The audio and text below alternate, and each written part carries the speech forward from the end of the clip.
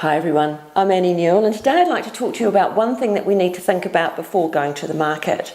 Now, I've written quite a few guides over the years about preparation and presentation and how to get ready for the market. We all know that we need to declutter and do the gardens and look after street appeal, and all of this is incredibly important to attract as many buyers as we can and to get the best price possible, which is of course what we want. But before you start, and before you get involved in all of this and in the to-do lists, one thing I want you to check, and that is that you have all the consents for your property. And if after 1991 any work that you've had done that's gone through the council has a co-compliance certificate, or CCC as we call it. Now, why is this important? We work in a very different climate these days, and all information on a property is heavily scrutinised, which means that any buyer that's looking at your property is going to want all the information, building reports, a LIM report, and so on.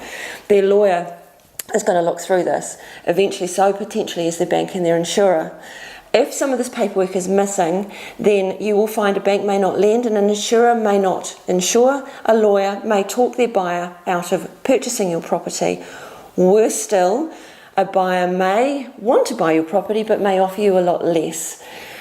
If you'd known about this in advance, you would obviously have got it sorted, but the problem is that it can take time, and generally you can get the paperwork together, but it can just take time, sometimes months, which if you're in the middle of your process of marketing and selling your home is just too long.